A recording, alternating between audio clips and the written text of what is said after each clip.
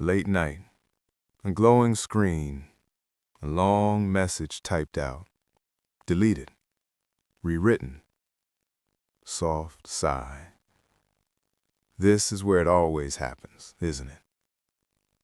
You said something simple, someone misunderstood it, and suddenly you felt that pull, that urgent, almost physical need to explain, to clarify, to defend, to make sure they don't see you the wrong way.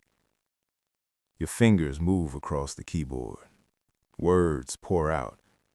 You're not just explaining what you meant, you're reconstructing your image. You're trying to fix their perception of you before it hardens into something you can't control.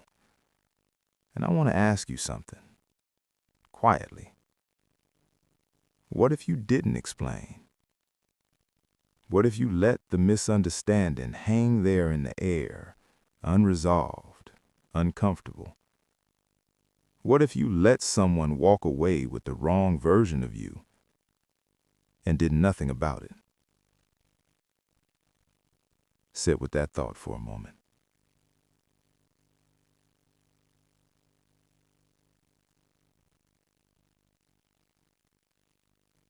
Because the discomfort you feel right now, that's the real conversation we're having today.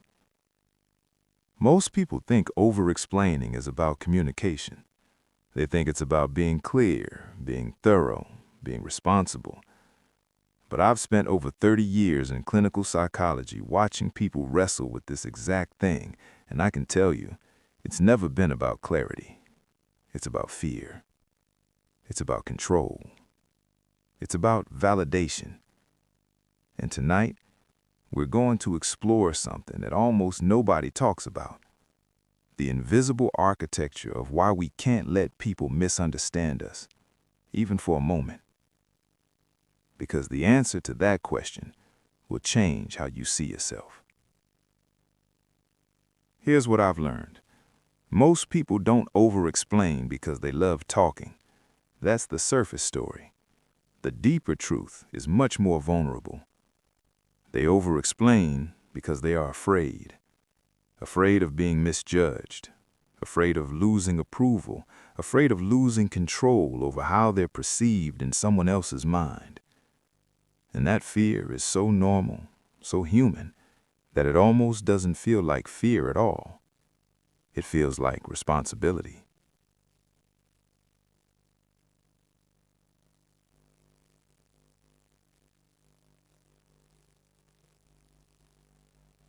Let me take you through a typical day in the mind of someone who over-explains. It starts at work. Someone questions your decision. It's a simple question, but your body reacts. Your heart rate shifts. And suddenly, you're not just answering, you're defending. You're adding context. You're explaining not just what you did, but why you did it, and the logic behind it, and the reasoning, and the potential outcomes you considered. The person asked for a decision. You gave them a dissertation. Then there's the message, a text you sent, a tone that might have sounded wrong. So you send another message, then a follow-up, then a clarification. By the time you're done, you've written more to explain the first message than the first message itself contained. In relationships, the pattern deepens. Someone goes quiet. Silence fills the room. And immediately your brain interprets that silence as rejection. So you speak. You explain what you really meant. You clarify things that didn't need clarifying. You fill the space because empty space feels dangerous. With family, it's even more familiar. You make a choice, any choice, and before anyone can question it, you're already explaining why it's the right choice. Not because you're unsure, but because you're preemptively defending yourself against judgment you haven't even faced yet. On social media, you do it in real time. You post something. Immediately, you're adding context, hashtags explaining the hashtags, captions that explain the captions, an entire emotional infrastructure built around a single thought, designed to prevent anyone from misreading it. The exhausting part, it all feels so justified, so responsible, so mature. But here's what I've observed in 3 decades of work. Beneath every explanation lives a whisper, an internal voice that says, if I don't explain, they'll misunderstand. And then, if they misunderstand, they'll judge. And then, quietly, the real fear, if they judge, I lose something. Respect, love, belonging, status, worth. Now, I want to take you deeper, because this isn't random behavior. Your brain isn't broken. You're not weak for doing this. What's happening is far more ancient than modern insecurity. Thousands of years ago, misunderstanding wasn't just embarrassing, it was dangerous. In a tribe, being misunderstood could lead to exclusion. And exclusion meant isolation, and isolation meant danger. It meant vulnerability. It meant possible death. So your nervous system learned something fundamental. Clarity about how others perceive you is survival. That wiring is still inside you. Even now, in your safe home, in your stable relationships, in your secure job, your body doesn't know the difference between ancient rejection and modern misunderstanding. The threat response is identical. Someone misreads your tone, your heart rate increases, your muscles tighten, your thoughts race.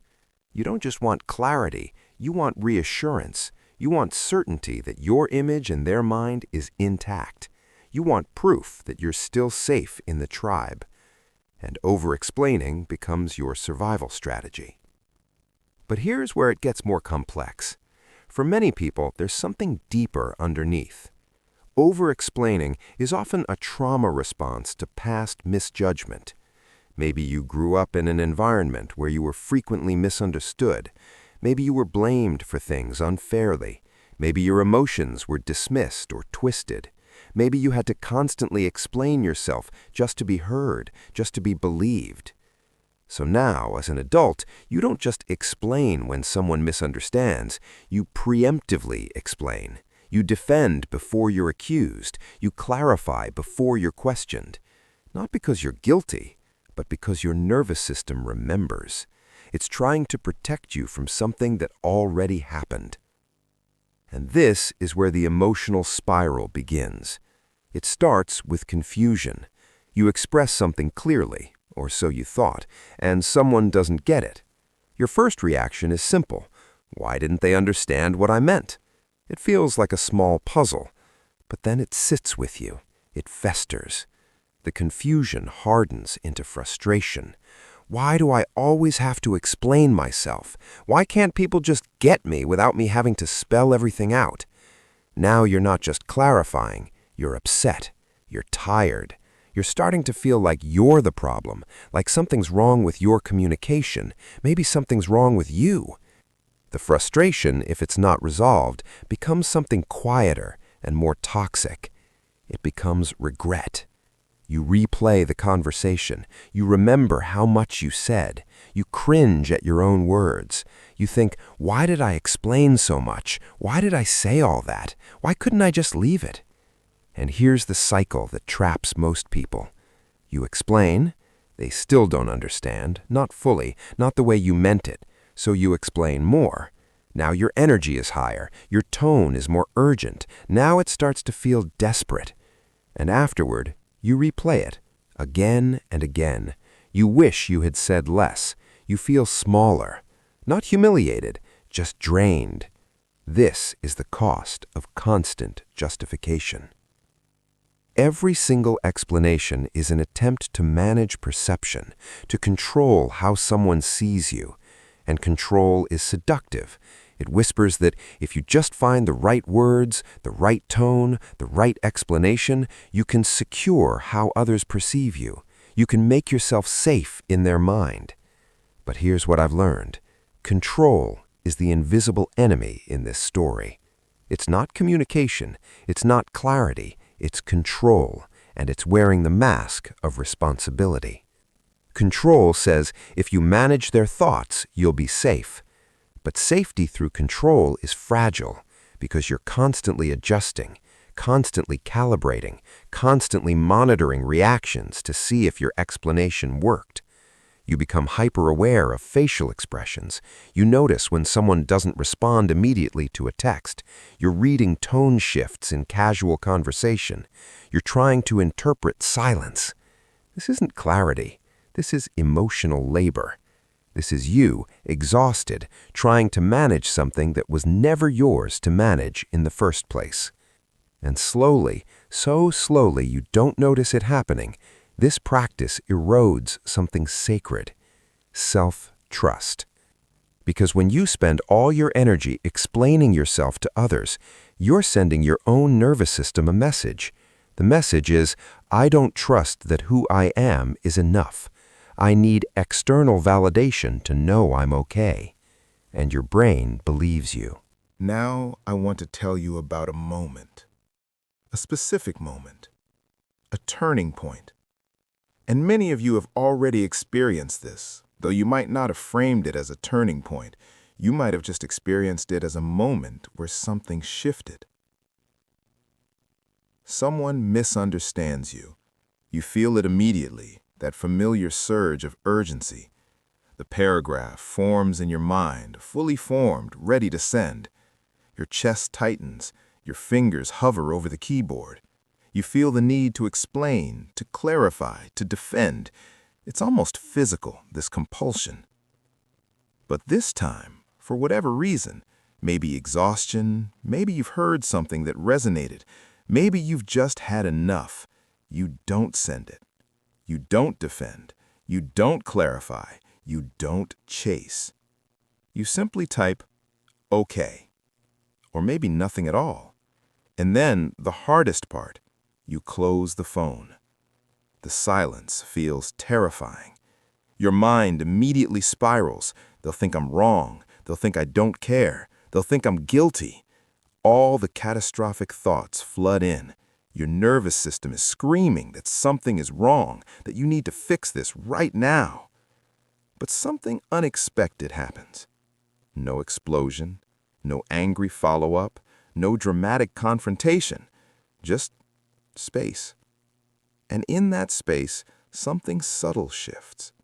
The world doesn't collapse. You don't lose the person. You're not suddenly rejected or abandoned. Life continues. And maybe that's the most profound realization. The thing you feared most from staying silent didn't actually happen. Now, let me tell you what changes psychologically when you do this repeatedly, when you practice restraint, when you stop explaining. First, you confront your fear of being misunderstood. You realize through direct experience, not theory, that your fear was much bigger than the reality. Not everyone needs your context. Not everyone deserves your emotional effort. And most importantly, you start to separate two things that your nervous system had merged: being misunderstood and being unsafe. They are not the same thing. You can be misunderstood by someone and still be completely safe. You can be judged incorrectly and still have your worth intact. This separation is radical, because most over-explainers operate from a belief that misunderstanding equals danger, but it doesn't. The second thing that happens is you regain energy, and this is physical, not metaphorical. Notice the difference in your body when you stop the explanation cycle. There's no mental replay. There's no rehearsed speech you practice in the shower at 3 in the morning. There's no anxiety about whether your message was received correctly. You feel lighter, not because the misunderstanding disappeared. It might still be there, but because you're no longer managing perceptions. You're managing your actions. You're managing your own integrity, and that's something you actually have control over. Third thing is something almost magical, and I've witnessed it hundreds of times. When you stop over-explaining, the people who genuinely understand you and care about you, they ask. They don't assume. They don't twist your words. They lean in. They say, I want to understand what you meant. And the ones who were committed to misunderstanding you, they continue, but now you see it clearly. No amount of explaining would have changed their narrative. They were never going to see you accurately because they didn't want to. And this realization is painful, genuinely painful, but it's also freeing because now you're not wasting energy on people who were never going to listen. This is where the deepest transformation happens. And I want you to feel this shift, not just understand it intellectually. You begin to understand that over-explaining was never really about clarity. It was about approval. You were outsourcing your sense of worth to other people. You were waiting for them to confirm that you are good, reasonable, understood, acceptable. You were making your identity dependent on their perception. And that's exhausting, because perception is not stable. People change their minds. People have bad days. People misread. People project their own issues onto you. When you stop explaining, you reclaim something that was always yours, authorship of your own identity. You let your behavior speak. You let time reveal your consistency. You accept, and this is crucial, that not everyone will see you accurately. And that's okay, because your self-respect is no longer dependent on unanimous understanding. You're no longer taking a vote on who you are. You know who you are. And that knowledge doesn't require external confirmation. But here's where most people get stuck. This sounds beautiful.